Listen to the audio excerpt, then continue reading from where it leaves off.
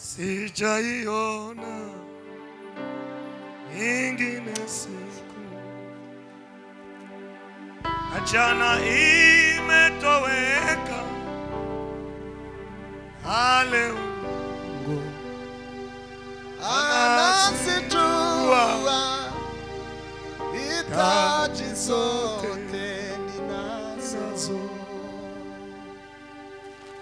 sijaiona ingine siku, na jana imetoweka, na leo Mungu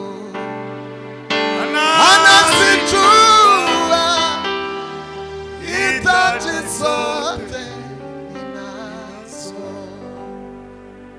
maua yote anayafika, ndege wote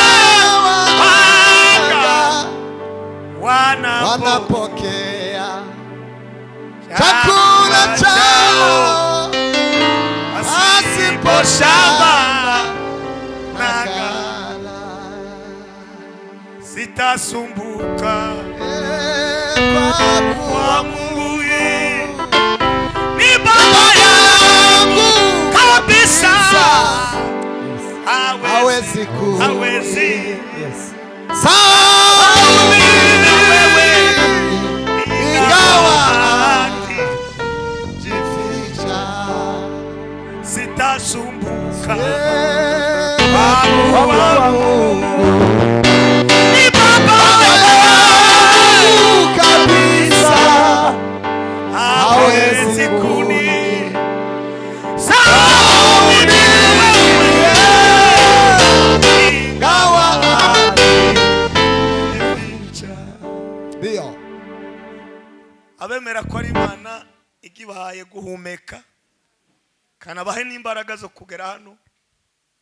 Hariho bamwe bari muri Rwakarete ndetse no mu nzu wanyu kwisi aho batuye uza amakuru kuko bamwe bafite faiblesse y'umubiri, abandi ibinini babimwoye ndibirake muri bibazo. Kuba we ukira aha ngaha wabibashije, komera iyo Mana amashibisha. Maua yote anayafika, ndege wote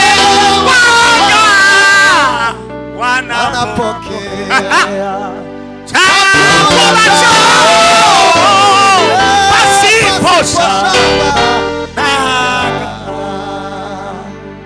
Turashimira umushumba n'amadame we n'abana babo n'inzego za pastorale mukora n'inzego z'itora. Uri abantu bese kumva gutumira ijuru n'amatara,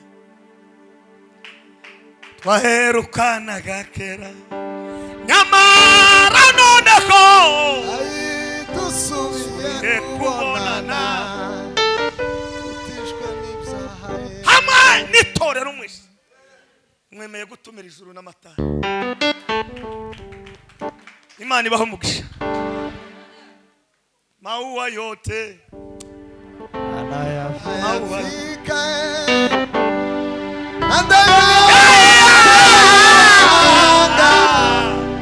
wanapokea chakula chao pasipo shamba na ghala. Ndashimira abashumba bari aha baturutse amatora atandukanye. Muri abantu bese ubundi kugira ngo abantu bakomere mu isi haba ibintu bine mvuge bibiri. Icyambere no gukorera hamwe, icya kabiri no gutegunda amatwi ukamushigikira muco yavuze. Iteka ryose nubona ugutega amatwi uzatanga ituro uwereye kwa chairman, numara uzamuke muri komine utanga ituro, uza kugera mu rusengero utanga ituro, ariko mu rugo wasize wahateguye neza kugira ngo abana batazana urusaku. Maua yote anayafika,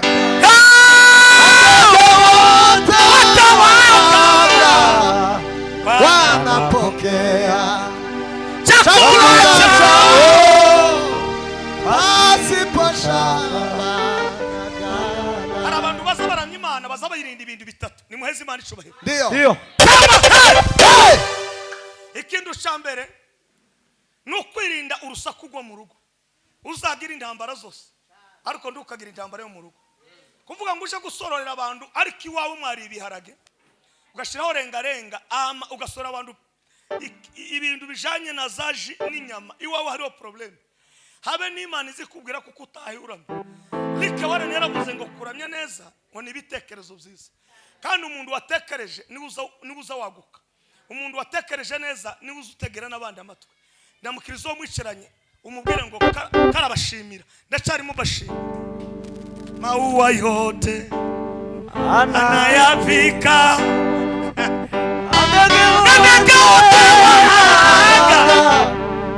wanapokea chakula chao pasipo shamba na ghala. Munemerere dushimira abantu babiri. Munemerere dushimire government y'u Burundi ukwikorana bose wereye mu nzego zo hasi kugera hejuru. Kandi iyo wamenya agaciro k'igihugu ukamenya n'agaciro k'ubuyobozi uradandaza bigakunda. Ni muzamura. Ndio. Hari ubuyobozi bubiri. Ubwa mbere n'ubwo mu ijuru, ubwa kabiri n'ubwo mu isi. Bibiri iravuga ngo iyo utabwemeye ntiwakwaguka. Dushimire government y'u Burundi twikomera amashi kutwemere. Ntabwo wayakomye nabonye umukobwa umutakomye amashi. Impamvu wisiza amavuta n'Imana na government y'u Burundi. Wabjanga wabjemera ni principe yihamye.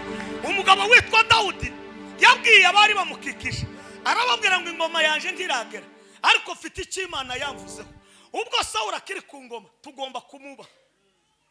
Munda mukirize umubwire ngo wakoze kuco wakoze gukoma amashi Imana ikugirire neza.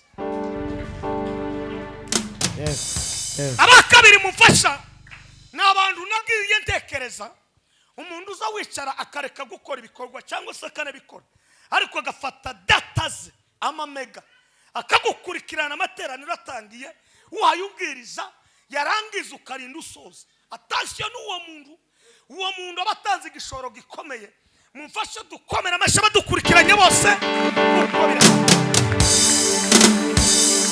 Abatanze nitwa Matayo NDAMAHIZE Muhoza Bigera. Hanyuma nagira umugisha n'Imana. Mfite umudamu umwe n'abana batandatu. Uwa karindwi niwe Pendeza ijuru ryaraturushije amaboko twese riramutwara. Niryo rya mbere riraturusha amaboko ariko ijuru naguhaye sari yuturu umugabo kuvuga ngo ijuru rinkuraho Pendeza.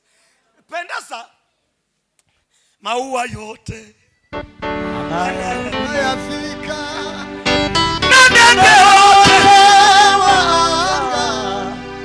wanapokea chakula chao pasipo shamba. Niwe wari umaze gutsimbura madame wa mbere kuko yari yaragiye 2009 turi muri Kampala muri kashambure kamwe rido hano twebwe hano n'abana Pendeza bari batoya narambye amaguru sindasoma ijambo sindababwira na topic sinzi ukuntu byaje narambye gutya nabo bakarambya tukamaduhuza ariko ndakimana itazigira ubu twarubatse amazu komera Imana amashi. Ndio. Umwe no gutembereye ubundi agatembereye tukahurira ku meza tuhaturya no kandi abi wanje bose bagira apeti ndawutayigira. Hani Bujumbura twigeze kuja mu rugo rumwe dusanga umugabo n'umudamu wiwe bayaba bingingira umwana ibyo kurya. Iwanje ndaba verbe yo kwingingira abantu ibiri baje babirya neza bitonze tudatinze kuko ari umunsi wa mbere ndafungura password turasoma ibitabo bibiri gusa topic iri mu gahunda yo kuramya no guhimbaza Imana naho niwo ruzingi. Dusoma ibitabo bibiri turaririmba Zaburi umuntu uzi gusoma neza aririmba Zaburi y'ijana na gatatu n'umurongo wa mbere n'uwa kabiri yo mirongo yombi hanyuma turaza gusubira mu byagezwe ibice 4 n'umurongo w'9. Mu Kinyarwanda ni ugutegeka kwa kabiri. Igitabo cy'igiswahili ni kumbukumbu la Torati sura 4 na mlango wake wa 9. Umuntu w'umuhanga uzi gusoma neza adusomere, hanyuma mpite ndirimbo mo gake ninjire mu ijambo ni password. Hanyuma ndabizi kwizuru kara rya kugire neza. Ninde wahabonye kugira ngo haguruka soma. Mutima wanje himbaza Uwiteka, Handala kosila kati. Mwabindimo byose mwe muhimbaza izina rye ryera. Ibi turimo byose bihimbaza. Mutima wanje himbaza Uwiteka, ntiwibagirwe ibyiza yakugiriye byose. Amen.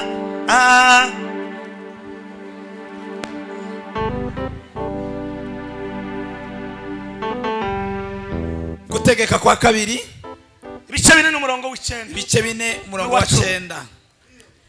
Wirinde gusa ugire umwete wo kurinda umutima wawe. Wirinde gusa ugire umwete wo kurinda umutima wawe. Hano Bibiliya giswara yavuze ngo ujihazari sana. Ikinyarwanda yavuze ngo wirinde gusa, ariko igiswara ngo ujihazari sana. Kota we kwibagirwa ibyo amaso yawe yiboneye je kuva mu mutima wawe iminsi yose ukiriho. Icu umurongo w'9 kandi umurongo w'9 ugeze kwa 10. Ahubwo ubimenyeshe abana bawe n'abuzukuru bawe. Uje wibuka wa munsi wahamagariye imbere y'Uwiteka Imana yawe kuri Horebu, ubwo Uwiteka yabwiraga ati teraniriza abantu bumvishe amagambo yanje kugira ngo bige kunyubaha iminsi yose bazarama mu isi, kandi bigishe n'abana babo. Amen. Kuitwa kwa Samueli mwana wa Elukana Tokana na mama yake Mama Ana alipanda Shilo ili aombe Mungu ampe mtoto. Mama Ana alipanda Shilo ili aombe Mungu ampe mtoto. Huyo Mama Ana alipanda Shilo aombe Mungu ampe mtoto. Huyo Mama Ana alipanda Shilo ili aombe Mungu ampe mtoto. Kumwe n'umupastori dukorana umurimo w'Imana, Pastor Mume Bless aguruka. Mumushimire mukomera Imana amashi umugabo w'Imana. Ica bakunda mukiriza aho ngaho. N'umugabo tu. Ari abantu bakorana n'abandi ariko ndibamenye kuko ari abakamaro kuri busa. Yeme muriteguye ijambo Cha. Muragiteguye? Renzi.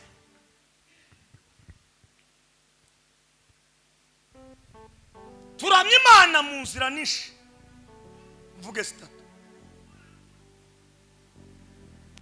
Ijambo rya mbere,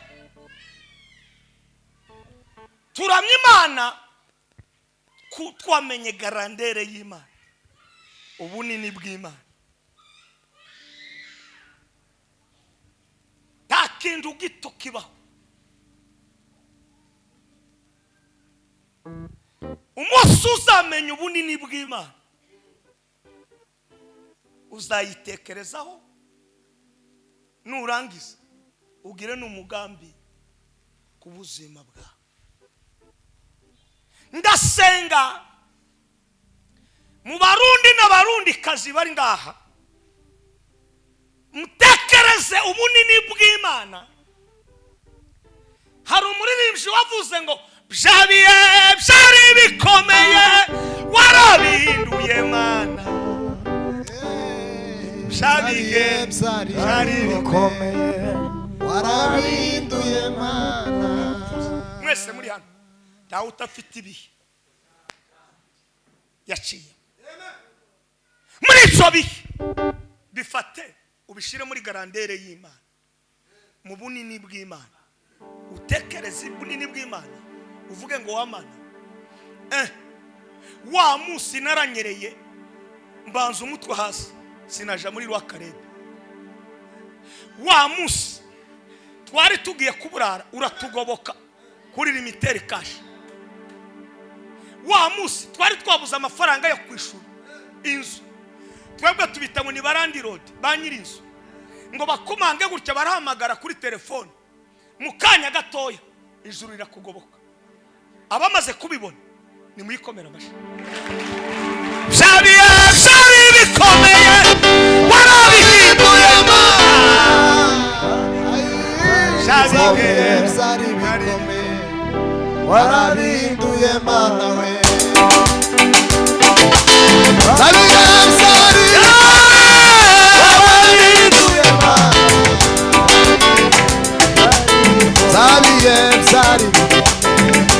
Warabinduye Mana. Nimuzamure ibiganza vuga ngo haleluya.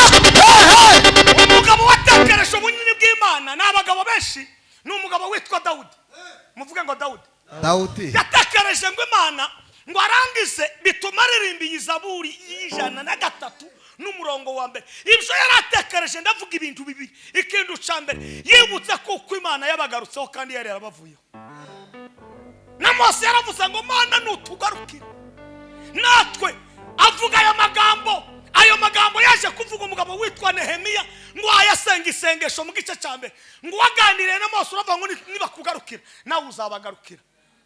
Dawudi aravuga ngo umutima wanje himbaza uhoraho namwe mwese mwabindi mwese namwe mumfashe duhimbaza dukora iteraniro ryo guhimbaza Imana.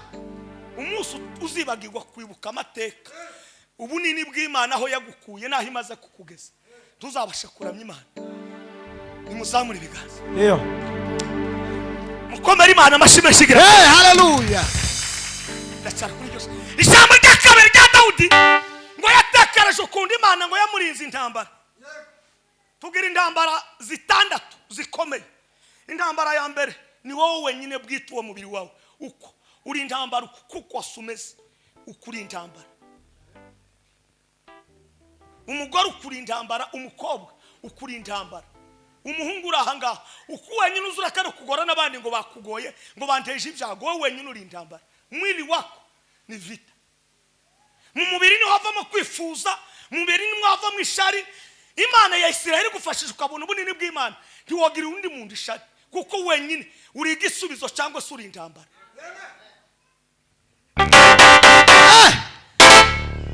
Umefunzwa mengi na Roho wa Bwana, ewe mwanadamu simama imara. Isi turimo nayo nindi intambara vita kacha. Ikindi cya gatatu ni muzamuri.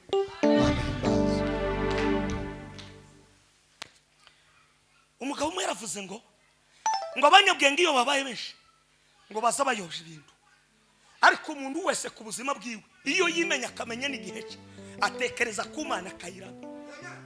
Ndasize muri iki gikorwa mutekereze ku Mana, murebe ubunini bw'Imana. Nimurangiza kureba ubunini bw'Imana ndiba kwinginga kuririmba waramenye ubunini bw'Imana. Jewe kamatayo mu bibogobogo poninginga gute narambaye ipatari mu ibiraka birindwi. Imana ikamura mu bibogobogo ikampeza kuvuga ubutumwa ngahagara kuri aka gatuti kiri. Mureba gatuti kiri. Narangiza iwacu nta muntu ugira uruganda rw'indege, nta ugira uruganda rw'imodoka, n'urw'ikinga ntarwo tugira, n'urw'imbuhu ntarwo tugira, n'urw'amacoco ntarwo tugira, inanasi ntarwo tugira, amapuruni ntarwo tugira. Ariko Imana yo mu ijuru ikatugaburira tukagenda no mu bandi bakakuramutsa bakakubwira ngo ndagize mwiriwe muzehe, ngo ndagize mwiriwe, ndagize mwiriwe. Ni ijambo rikomeye. Mbashizemo serumu bafate mutekereze ku bunini bw'Imana. Haleluya. Ni nije wa undi wahoraga imbere yawe wuzuye amarira ntarutse gushima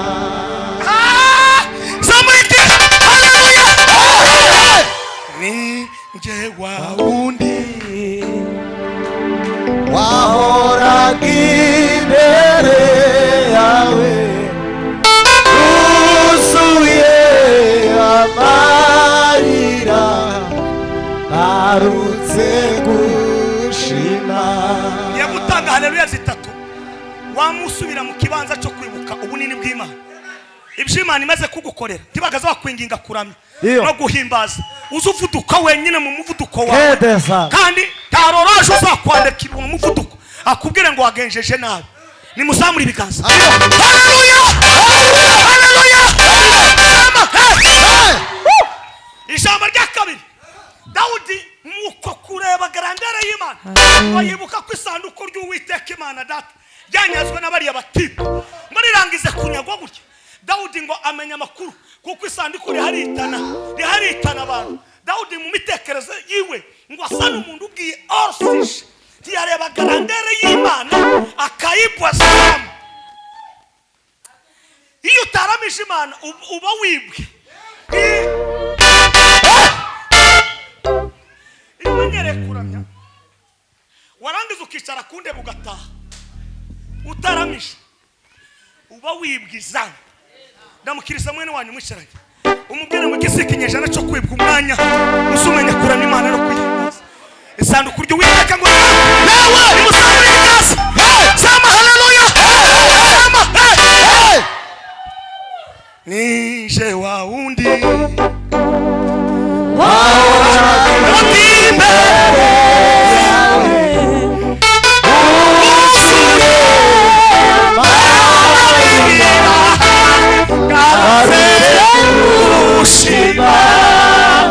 dusubiramo nije wa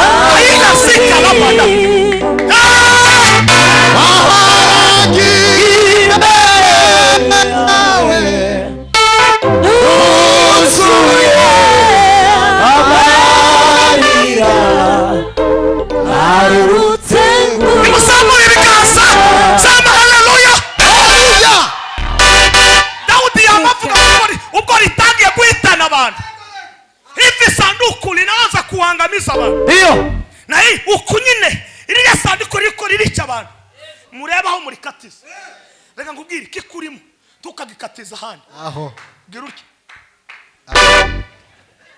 ikikurimo ni gikutira muri wowe ugira ni gitaramo cyo kuranya no guhimbaza uyakureme naho nugikatiza abandi ngo gitaramo nica abandi gute wowe suri hehe hake ndatangaye nije wa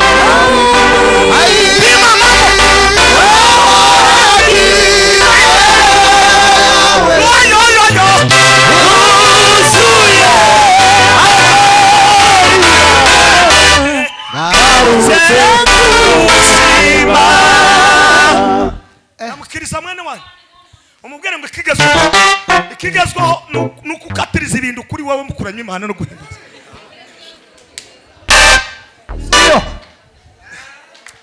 Bayikatiriza ku mugabo witwa Obededom ngo wari waragize umugisha ku urubya. Haleluya. Wari waragize season yo kuba umukene. Reka nkubwire abantu nibatamenya ubunini bw'Imana wewe tukaranga nubona bene wanyu nibashake bavuke imutangano wovuka mu buhonga cyangwa ijya nyene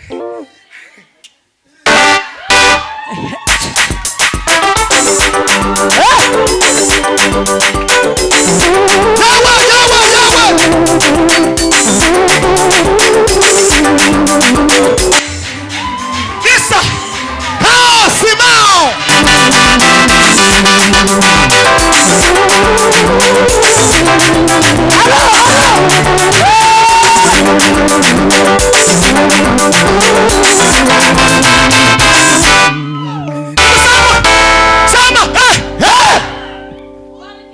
Garandere y'Imana. Haleluya. Muri season isoni uri mu kwicarana n'urugo rwawe mukavuga ku bunini bw'Imana mubyimaze kubakorera abantu bose twavukiye muri interieur ntawe utazugwara amavunja nushaka kube intoki amano yawe maze kugororoka ariko wararwaye kandi mu bintu biza bigora ni imbaraga se mu rukerera iragatsirwa Mana ushima kuba dukuye ku mbaraga. Haleluya.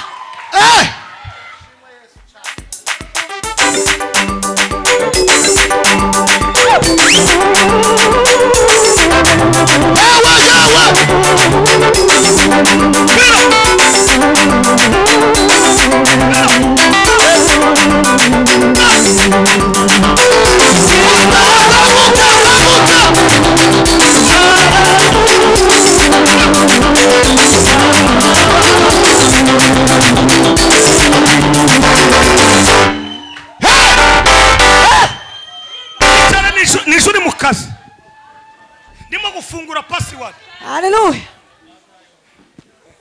Ingilili sala. Halo, halo, halo. Obedom. Lord. Cyamufashije. Nico cya kabiri navuze ngo ikiza gituma turamya Imana. Ngo no gutunga gwishurirwa. Gwishurirwa. Kiravuga neza. Ubuzima bw'abagera kure n'abaramya Imana baba mwishurirwa. Mu Kirundi ni gute gwishurirwa? Yerekwa ni gute? Kwerekwa mayerekwa. Mambo yo kufunuliwa.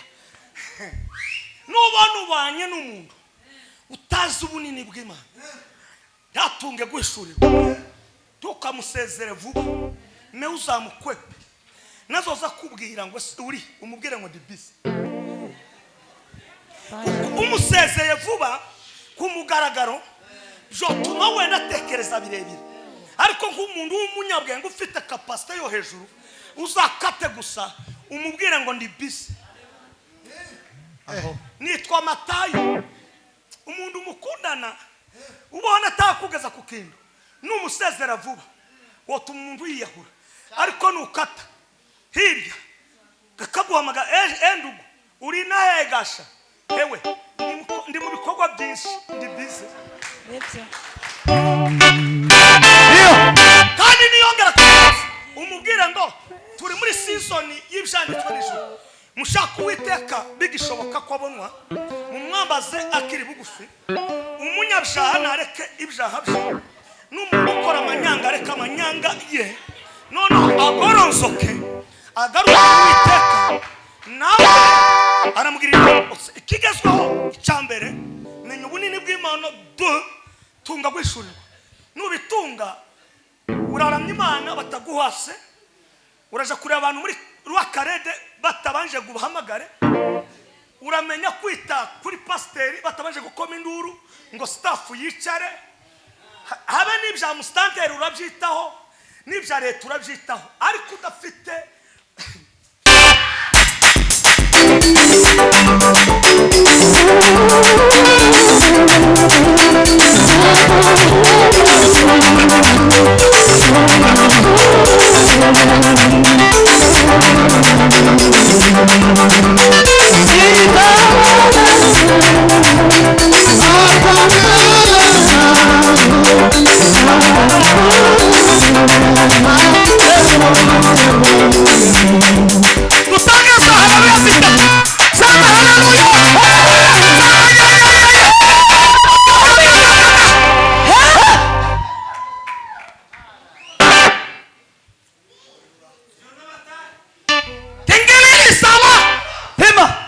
Halo. Umuryango ufite abantu bagira iyerekwa ugera kure abadandaza bagira amayerekwa baza bamenya season bakavuga ngo iki gihe ni kinyembe ninzana ibintu bitajanye ni season ndahomba mu gitondo sa iki gihe ni kindagara so uri umucuruzi ukiri enfasi menyerekwa season tutuzanira ibintu byo muri soswante ndanezerewe turi muri 2025 so muri soswante no muri 69 abantu bose bagaza bambara ibitambara bakabyifunga neza ariko ugasanga mu mutwe hari mwinda none ukibaza se wifuza igitambara ariko utu dutipe natwo twatunyegera mu mutwe byageze bite so kubera muri 2025 turi mu gihe cy'isuku ndamukiriza mwene wanyu Imana ikunda isuku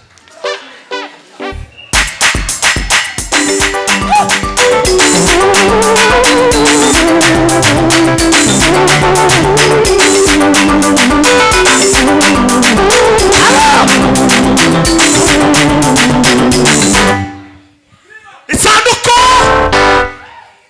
obedito Mungu anakule obededo akatazama ba memuri pase numu numu memwire azikure pase umu pasa umu me muri fiti afitiye kwa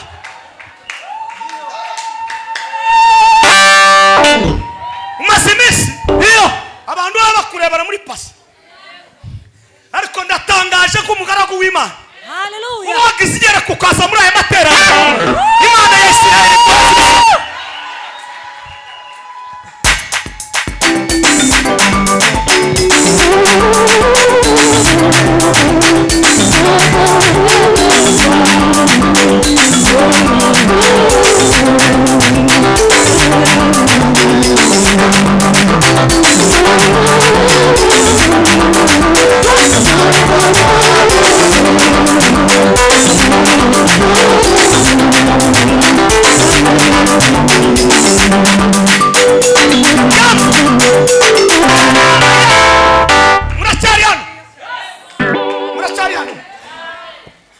ndahanuye Imana iguhuza n'umuntu ugufasha mwiyerekwa rya Mungu akukutanishe na nene na mtu ambaye atakusindikiza katika nini katika ono yako ikibazo suko umeze wabuze umuntu none wabidadomo ngo abakijije family ngo batanze izina mu karere kandi izina rirahinduka izina ndirihindurwa n'urusaku izina rihindurwa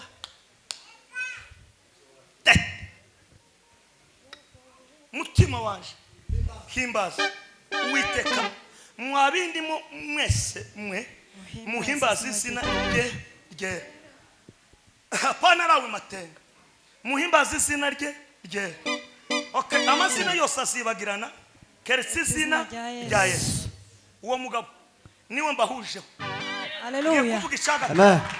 nimara nzarangize ntarakivuga hano hando harashushe niho hambere akikaye Mungu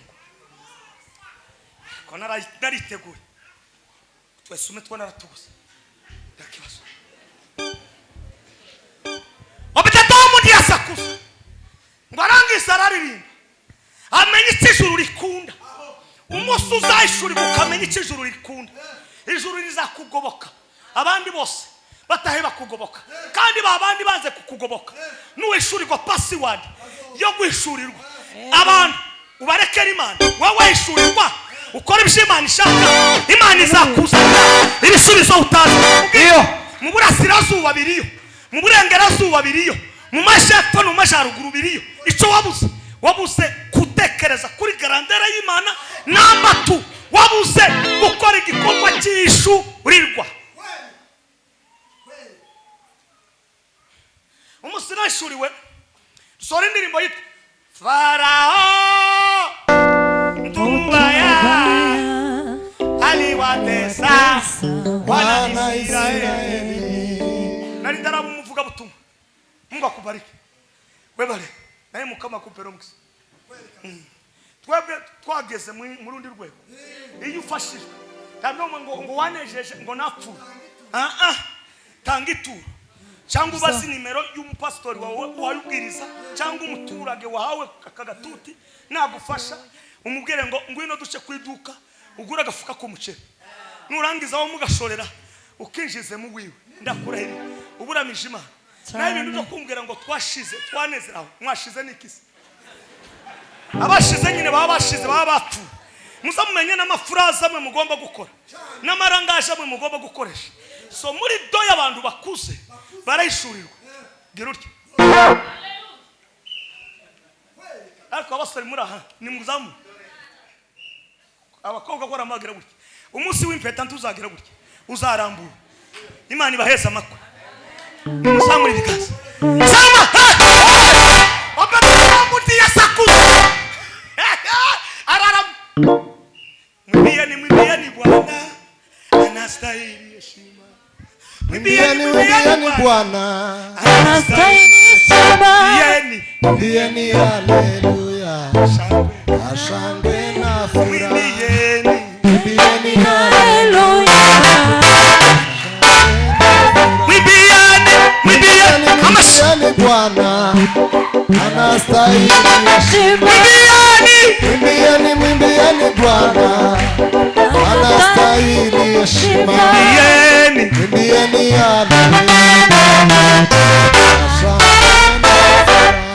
nemerere ntange haleluya Turakwakira. igukorera ikintu cyo kwishurirwa no kumenya ubunini bw'Imana ni muzamuri ibiganza haleluya sama ya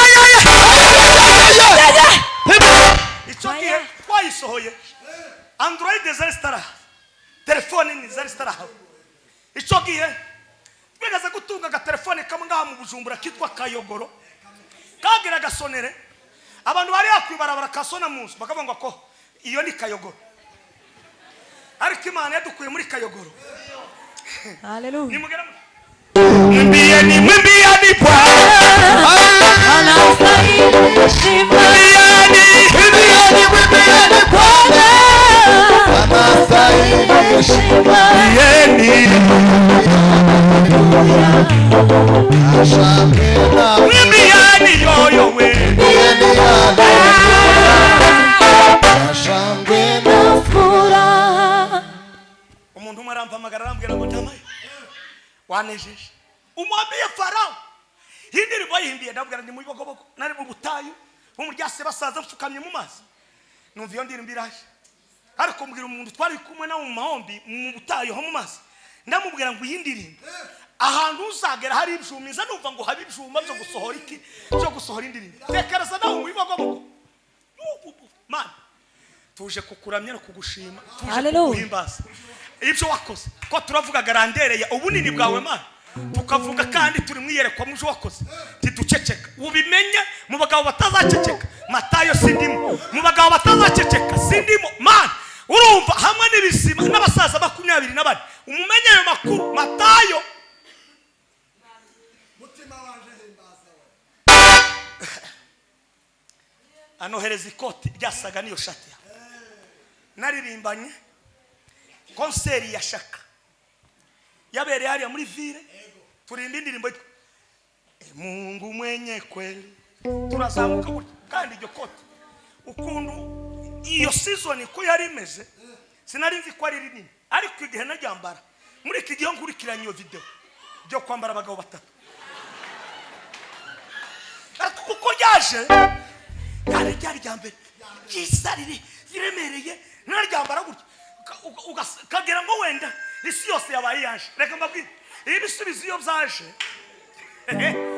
Imana igutungura uyu munsi Haleluya. Imana ikugirira neza uyu munsi Imana igusetsa uyu munsi Haleluya. Imana ikuzamura mu izina rya Yesu Kristo turangiza none ubu nyine sigaye ngenda n'ishakoshi y'ibirato kagenda n'ishakoshi ninje wa undi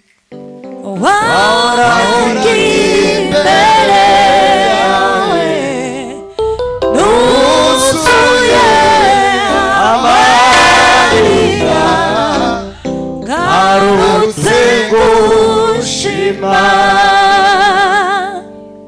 ejo bundi ngerutse kugaba igikapo cy'imyenda kandi hakiri mu mishashi namanga itanga cyose ngo umuntu arampamagara ati nabonye uhobeye umuntu muhuza igituza ngo none nge kohereza $150 uje kugura ikositimu utekereze nk'amatayo mu bivumu mu bibogobogo ikoti $100 ico ni ikimasa cyiza gikomeye cyane.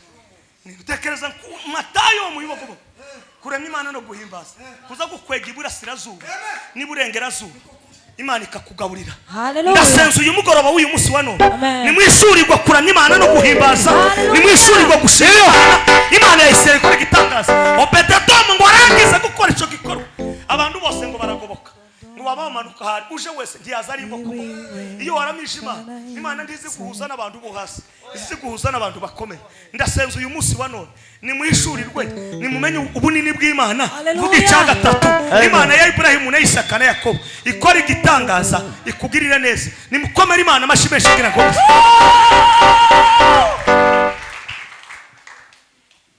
narishize mu buhamya. Icya gatatu kugira ngo tumenye kuramya Imana no guhimbaza nimuzamura ibiganza. Tugomba gusoma ibyanditswe. Tugomba kugira gute? Gusoma ibyanditswe. Ndamukiriza umuntu mwisharanye umubwira ngo ibyanditswe nigwo rufatiro rwo baramya no guhimbaza. Umuntu wese udasoma ijambo ry'Imana uzabigikora. Umuntu wese udasoma ijambo ry'Imana uzagira ikibazo. Ariko ndagira ngo nkubwire niba ushaka kumenya gukomera no kuramya Imana no kuyihimbaza uzusoma ibyanditswe. Mwa bakobwa mu muranga ntimurebe gusa TikTok ngo murebe n'ibindi, nimufata umwanya musoma ijambo ry'Imana. Ingo zikomeye, ibihugu bikomeye, abantu bakomeye bizingiye mu ijambo ry'Imana. Uyu munsi wa none ndagira ngo nkubwire ngo Imana ya Ibrahimu na Isaka na Yakobo iguhishurire kuramya no guhimbaza ruzingiye muki mu ijambo ry'Imana. Reka ndangirize muri iri somo twasomye nimara mvuga ibintu bitatu nahishuriye muri aya magambo. Nimuzamu. Yes. Nimukomere. Nimukomere. Nimukomere. Nimukomere Imana amashire. Ibyo ngiye kuvuga ni ibi ngibi twasomye mu magambo y'Imana. Yavuze umutima. Dawudi yaririmbye Zaburi 119 n'umurongo wa mbere. Aravuga ngo nabika ijambo ryawe mu mutima. Umefunzwa mengi na roho wa Bwana, ewe mwanadamu simama.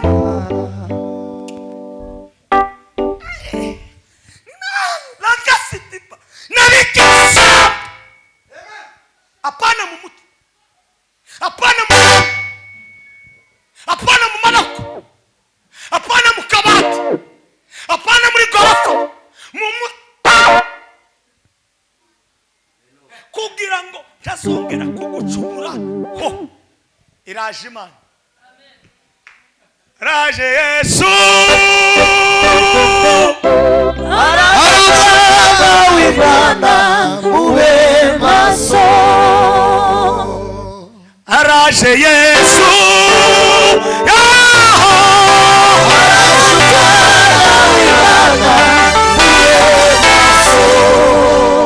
Javuye kuki yaririmbye Zaburi ya 50 na rimwe amaze gukora ibishaha yamenya amaraso ngo akora n'icyaha cy'ubusambanyi ngo aragoronzoka aravuga ngo natakaje umurongo wo kuramya. Yamagaruka aravuga ngo Mungu niumbie moyo safi.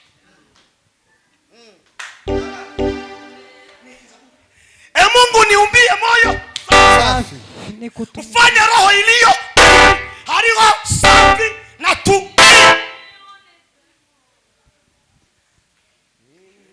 Mpamvu hayikubaga nta mutima utuje ufite. Ni ondoleye oyo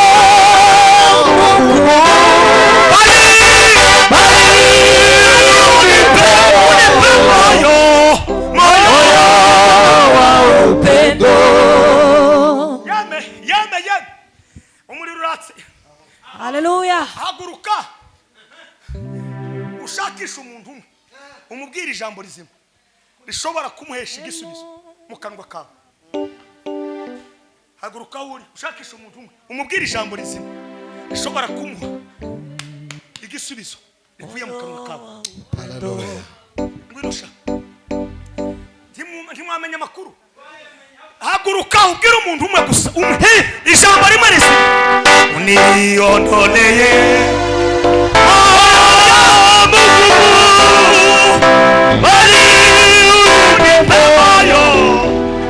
moyo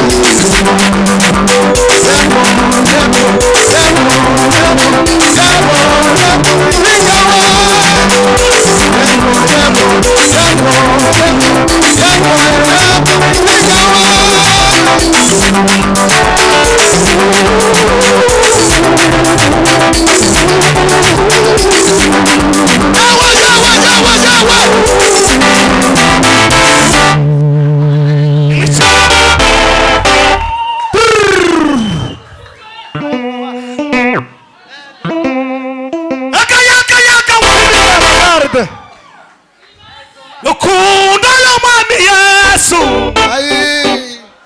atuma iraje Imana namuyumvamo ndayumvise umwami Yesu nimuzamura ibiganza utangaza haleluya haleluya haleluya haleluya haleluya Pendeza Pondelare tezala Mungu uniumbie moyo safi, ufanye roho iliyotulia Imina ndani yangu. Pendeza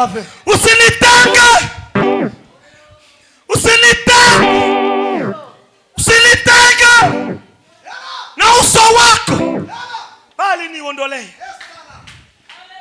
Oyo wa pisika la kati. Panda Haleluya.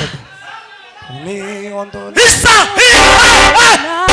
Pima pangala salome Pendeza Pashingare yawe Romeri mwamenya makuru Aho niondolee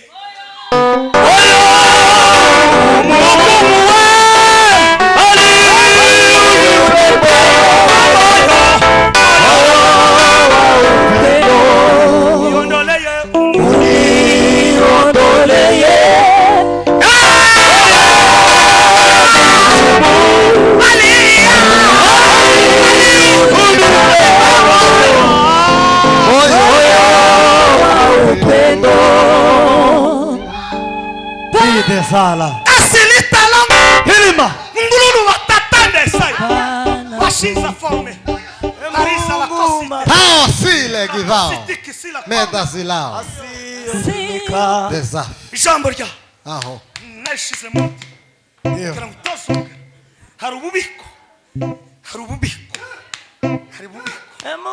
inzigo yikuremo tungasha Pendeza tungasha Jambo ry'Imana ryiza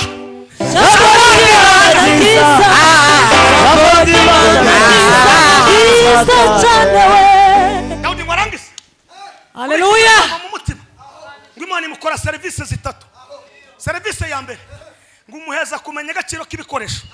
Ndiyo Abantu bazi kuramya ntibaza bati ibikoresho n'ukuri kw'Imana sinzi aho mwabitaye, nimba ari kumusanga, nimba ari mutangasi, nimba ari mu buterere, nimba ari mu kajoka, nimba ari muri Aho kuri mu ndamu, nimba ari ikarere, niko hindukirana mwene wanyu umubwira ngo uracyafite ibikoresho ibyombo.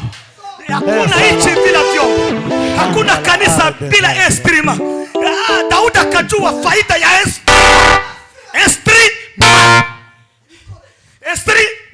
ibikoresho.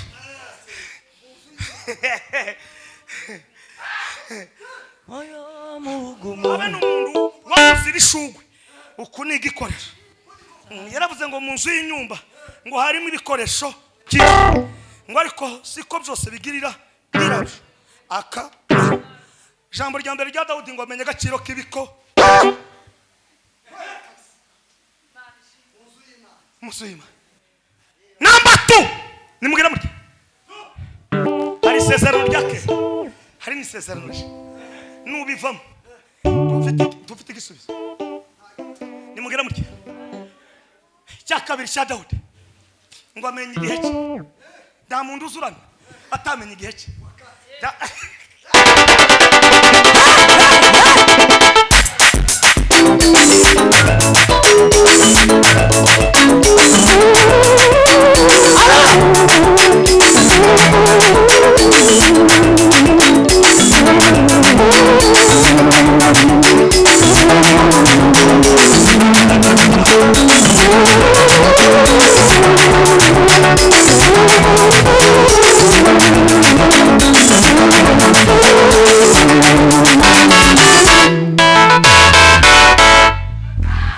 Takindu gihenze kigi. Nimutamenye igi. Gimuzaramye Imana. Haleluya. Kandi gihenze kiza kigaruka inyuma. Abakomeye bose bamenye igi. Kujuwa mu. Salaka sinari. Tuzo kigarura. None ni ryari uyu munsi ni ryari? Jeudi. Jeudi. Nous sommes jeudi. OK. Munda mukirisi. Umubwira ngo jeudi hazazindi ariko jeudi ya none. Irarangira. Ibyo utakoze muri jeudi. Nimba utakoze projet muri jeudi. Nimba utakoze icyo ugomba gukora muri jeudi. Ufise amaboko, ufise itete, ufise amaso, ufise amaguru, ufise igihugu. Sha, nimuzamure. Sama! Hey! Jeudi kumenya iki? Umuzungu aravuze ngo time is money. Ndanezera Matayo yari password ejo mugene mubwira abantu ngo amakuru agezweho Aho. Nukumenya gutaka ibikoresho nukumenya igihe cya gatatu cya Dawudi nimugere muki ngo yarazi gupanga iby'Imana kuko ariyo igomba kubaza aravuga ngo zakubaka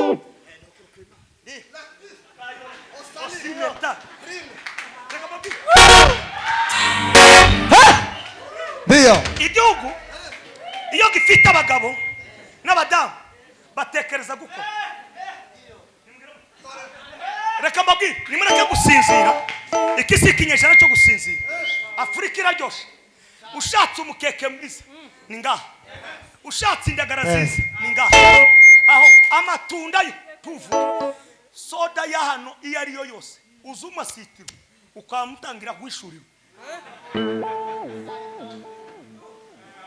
Niyo ndikosaba muri iyi misi siriko bimwe gahurira na gusa ariko nakoka nayo iyo bashizemo indimu bakayikata gutya wicaye gahantu aha hameze neza yo yame ni mumenye iki umwandi yavuze ngo yawe usinziriye we kanguka umuntu utamenye igihe cyo kuramya Iyo. Kristo yakumurikira yaguhike shiramo agasirimba kanjeje nyine muceceke mumva ibintu bigiye kuba urabyumva mu mutima wawe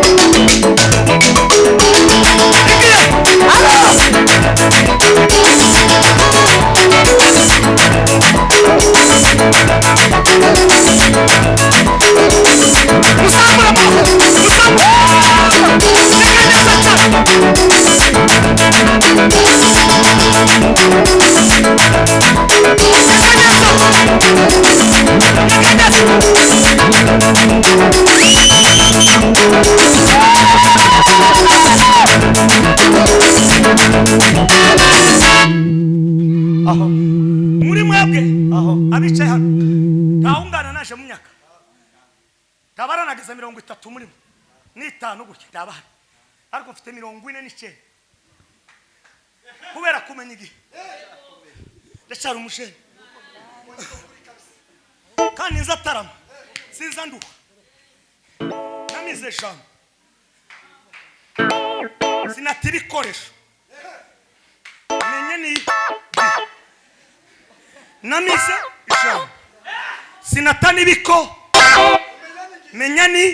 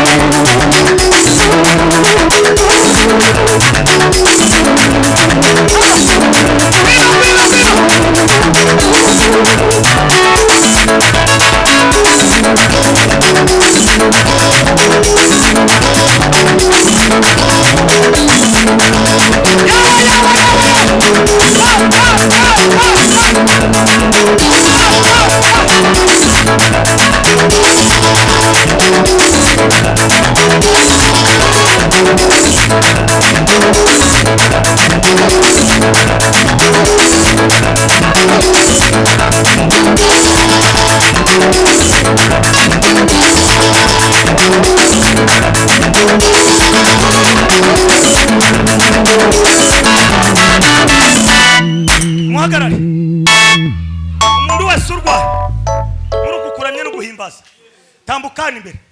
Umuntu ubuza akazi tambukana imbere. Umuntu ushaka visa tambukana imbere.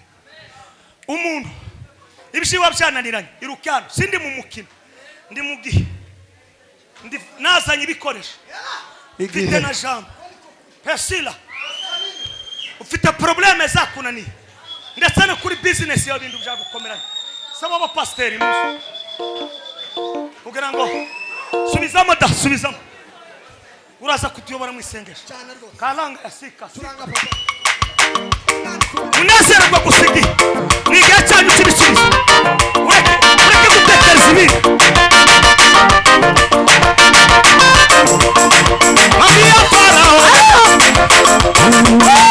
Maria Farao sai betia Bakasimo Venga Sani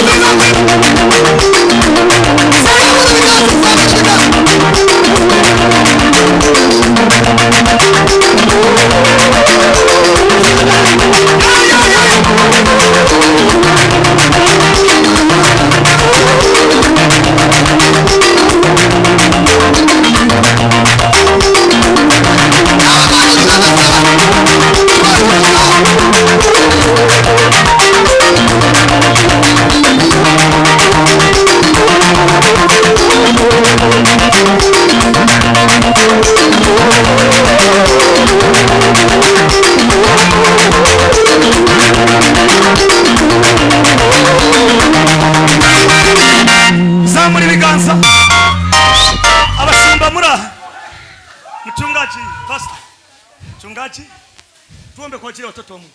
Asante sana kukuramya no guhimbaza. Size mu magambo abiri ndavuze rimwe ndavuze ubyumve tukibagiwe ejo ni unzahe. Asante size mu bintu bitatu gutahura agaciro k'ibikoresho. Yego number 2 bivuga umenye iki menye iki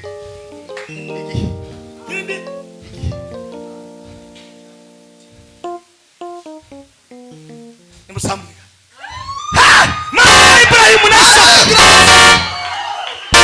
uri Imana Isa indwara ni tukoretse ubwoko bwawe buri hano imbere y'amaso yawe mwana tubasabiye umugisha n'ibisubizo bituruka iwawe abanyeshuri bara ni wowe soko y'ibyiza ni wowe soko y'imigisha abashaka utuzi Kristo Yesu ni wowe uzingira mu migisha yose uhezagira iteraniro ryose mwana uhezagira abantu bose ubaha umugisha umuntu ufite ikibazo cyamugoye uyu mugabo aba igisubizo gituruka iwawe kubera guhamya no guhimbaza Imana kubera gutahura ubunini bw'Imana kubera gutahura ubugari bw'Imana izina rya Yesu umupapa uri hano umumama uri hano urubyiruko ruri hano umuntu wese abona igisubizo cyawe mwana ugenderere ubwoko bwawe ubaruhure mu izina rya Yesu Kristo